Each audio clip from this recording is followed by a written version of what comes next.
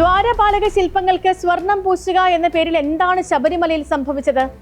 1999 ആദ്യം സ്വർണം പൂശുകയാണ്. ഇത് മറച്ചുവെച്ച് 2019 വീണ്ടും സ്വർണം പൂശുന്നു. അന്ന് സ്പോൺസർ ഉണ്ണികൃഷ്ണൻ പോറ്റി. വർഷം 4 തികയും മുമ്പ് അറ്റകുറ്റപ്പണിക്ക് അഴിച്ചുകൊണ്ട് പോകുന്നു. അപ്പോഴും സ്പോൺസർ ഉണ്ണികൃഷ്ണൻ പോറ്റി തന്നെ. അപ്പോൾ ഇങ്ങനെ കൊണ്ടുപോകുമ്പോൾ തൂക്കത്തിൽ 4 കിലോ 541 ഗ്രാമിന്റെ കുറവുണ്ടാകുന്നു. തിരികെ കൊണ്ടുവന്ന് സ്ഥാപിക്കുമ്പോൾ ശബരിമലയിൽ തൂക്കമെടുക്കുന്നില്ല. പീഠങ്ങളുടെ കാര്യത്തിലേക്ക് വരാം. 2019 സ്വർണ്ണപ്പാളി പൂശാൻ കൊണ്ടുപോകുമ്പോൾ തന്നെ ഈ പീഠവും നിർമ്മിച്ചതാണ്. ഈ പീഠങ്ങൾ ശബരിമലയിൽ എത്തിച്ചത് ഉണ്ണികൃഷ്ണൻ പോറ്റിയുടെ നിർദ്ദേശമനുസരിച്ച് ജീവനക്കാരനായ വാസുദേവൻ. ഈ പീഠം കാണാനില്ലെന്ന് ഉണ്ണികൃഷ്ണൻ പോറ്റി പരാതി നൽകുന്നു. ദേവസ്വത്തിന്റെ സ്ട്രോങ് റൂമുകളിൽ പരിശോധിച്ചെങ്കിലും കണ്ടെത്താൻ കഴിയുന്നില്ല. ഒടുവിൽ ഉണ്ണികൃഷ്ണൻ പോറ്റിയുടെ സഹോദരിയുടെ വീട്ടിൽ നിന്നും പീഠം കണ്ടെടുക്കുന്നു. ശബരിമല പോലെ ഇത്രയും സുരക്ഷയുള്ള ഒരു സ്ഥലത്താണ് ഒരു സ്പോൺസർ വന്ന് സ്വർണമുള്ള പാളികൾ ചെമ്പെന്നെഴുതി വെച്ച് അടിച്ചുകൊണ്ടുപോയത്. ആ പോയ വഴിക്ക് തന്നെ തൂക്കം കുറഞ്ഞത്.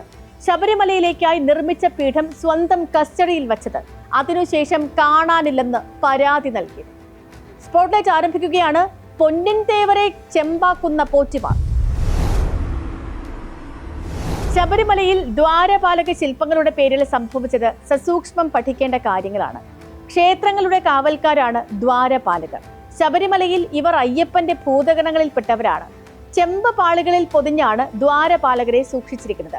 1999 ഇത് സ്വർണം പൂശാൻ തീരുമാനിക്കുന്നത്. ദേവസ്വം കമ്മീഷണർ ഇതിനായി കത്ത് നൽകുന്നു. ഈ കത്തിന്റെ അടിസ്ഥാനത്തിൽ ദേവസ്വം സെക്രട്ടറി സ്വർണം പൂശാൻ അനുമതിയും നൽകുന്നു. ഇതിന് പിന്നാലെ സ്വർണ്ണ ആഭരണം നൽകുകയും ചെയ്തു. ഈ പാളികളിലാണ് 2019 വീണ്ടും സ്വർണം പൂശാനായി തീരുമാനിക്കുന്നത്. അതിനായി അഴിച്ചുകൊണ്ടുപോയത് സ്പോൺസറായ ഉണ്ണികൃഷ്ണൻ പോറ്റിയാണ്. അങ്ങനെ കൊണ്ടുപോകുമ്പോൾ രേഖകളിൽ എഴുതി വച്ചത് ചെമ്പ് പാളികൾ എന്നാണ്. ചെമ്പ് പാളികളായിരുന്നവയിൽ 99 സ്വർണം പൂശുന്നുണ്ട്. പിന്നെ അവ സ്വർണം പൂശിയ പാളികളാണ്. അതിനു പകരം ചെമ്പ് പാളികൾ എന്നു തന്നെയാണ് എഴുതി വെക്കുന്നത്. 2 തവണ സ്വർണം പൂശിയത് എന്തിനെന്ന ചോദ്യം ഒഴിവാക്കാൻ നടത്തിയ ഒരു തട്ടിപ്പ്. ഇതിൽ നിന്നും ഒരു കാര്യം വ്യക്തമാകും. സ്പോൺസർ ഉണ്ണികൃഷ്ണൻ പോറ്റി മാത്രമല്ല സംശയ നിഴലിലായത്. ദേവസ്വത്തിലെ ഉയർന്ന ഉദ്യോഗസ്ഥരും കൂട്ടുപ്രതികളാണ്.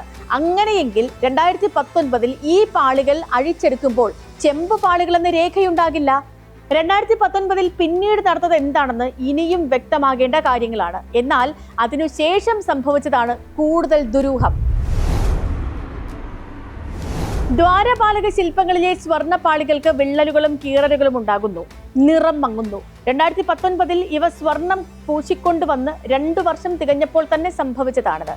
ഈ ക്ഷേത്രങ്ങളിലെ ശില്പങ്ങൾക്കും കവചങ്ങൾക്കും ഒക്കെ കേടുപാടുകൾ ഉണ്ടായാൽ അത് അശുഭ ലക്ഷണം എന്നാണ് താന്ത്രിക സങ്കല്പം. അപ്പോൾ ചൈതന്യം നഷ്ടപ്പെടാതിരിക്കാൻ ഇവ അറ്റകുറ്റപ്പണി നടത്താൻ തീരുമാനിക്കുകയാണ്. സ്പെഷ്യൽ കമ്മീഷണറെ പോലും അറിയിക്കാതെയാണ് ഇവ അറ്റകുറ്റപ്പണിക്കായി കൊണ്ടുപോയത്. അങ്ങനെ കൊണ്ടുപോകാൻ അഴിച്ചെടുക്കുമ്പോൾ ചെമ്പ് പാളികളുടെ ഭാരം 25 കിലോ 400 ഗ്രാം, പീഠങ്ങളുടെ ഭാരം 17 കിലോ 400 ഗ്രാം, അങ്ങനെ ആകെ ഭാരം 42 കിലോ 800 ഗ്രാം ആകുന്നു. ഇവ അറ്റകുറ്റപ്പണിക്കായി കൊണ്ടുപോകുന്നത് ചെന്നൈയിലെ സ്മാർട്ട് ക്രിയേഷൻസിലേക്കാണ്. അവിടെ എത്തിച്ച് തൂക്കി നോക്കുമ്പോൾ 38 കിലോ 258 ഗ്രാം. ഉണ്ടായ കുറവ് 4 കിലോ 541 ഗ്രാമിൻ്റെതാണ്. അപ്പോൾ ഇങ്ങനെ ഒരു കുറവ് വരണമെങ്കിൽ 2 സാധ്യതകളാണുള്ളത്. അതിലൊന്ന്, കൊണ്ടുപോയ പാളികൾ ആവില്ല വർക്ക്ഷോപ്പിലേക്ക് എത്തിയത്, അതെടുത്ത ശേഷം മറ്റൊരു പാളി വെച്ചു. അതല്ലെങ്കിൽ കൊണ്ടുപോയ പാളികൾ മുറിച്ചെടുത്തു.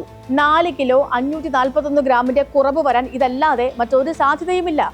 ഇനി ചെന്നൈയിലെ സ്മാർട്ട് ക്രിയേഷൻസിൽ വെച്ച് പണി കഴിഞ്ഞ് വീണ്ടും തൂക്കമെടുക്കുമ്പോൾ തൂക്കം 38 കിലോ 653 ഗ്രാം. വർധനവ് 394 ഗ്രാമിൻ്റെതാണ്.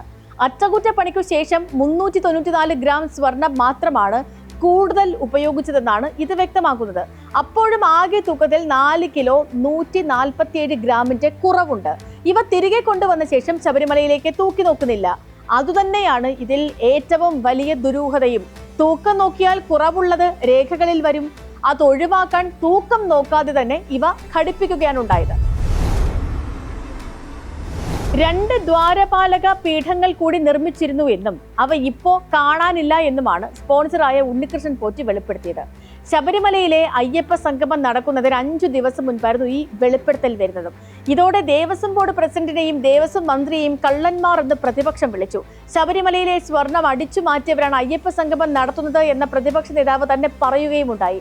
ആ പീഠങ്ങൾക്കായി ദേവസ്വത്തിന്റെ സ്ട്രോങ് റൂമുകളെല്ലാം പരിശോധിച്ചു. ഒരിടത്തു നിന്നും കിട്ടിയില്ല. അപ്പോഴാണ് ഇതുമായി ബന്ധപ്പെട്ട ചില വിവരങ്ങൾ കൂടി പുറത്തു വന്നത്. ഈ പീഠങ്ങൾ സന്നിധാനത്തേക്ക് എത്തിച്ചത് ജീവനക്കാരനായ കോട്ടയം ആനിക്കാട് സ്വദേശി വാസുദേവനാണ് എന്ന്. ഇവ പാകമല്ലെന്ന് കണ്ട് തിരിച്ചെടുത്തു എന്നാണ് ഇപ്പോൾ മനസ്സിലാകുന്നത്. ഉണ്ണികൃഷ്ണൻ പോറ്റിയുടെ അറിവോടെ ഇത് വാസുദേവൻ തന്നെ സൂക്ഷിച്ചു എന്നാണ് കണ്ടെത്തൽ. ഈ പീഠങ്ങളിൽ പൂജ നടത്തുകയും പിരിവ് നടത്തുകയും ചെയ്തിരുന്നു എന്നും ആരോപണം ഉയരുന്നു. ദേവസ്വം വിജിലൻസ് അന്വേഷണം തുടങ്ങിയപ്പോൾ വാസുദേവൻ ഇത് ഉണ്ണികൃഷ്ണൻ പോറ്റിയുടെ വെഞ്ഞാറമൂട്ടിലുള്ള സഹോദരിയുടെ വീട്ടിലെത്തിച്ചു. അവിടെ നിന്ന് വിജിലൻസ് പിടിച്ചെടുക്കുകയും ചെയ്തു. ഇതിൽ നിന്നും വ്യക്തമാകുന്നത് 100% ഉണ്ണികൃഷ്ണൻ പോറ്റിയുടെ അറിവോടെയാണ് ഈ പീഠങ്ങൾ വാസുദേവൻ കൊണ്ടുപോയത് എന്നാണ്.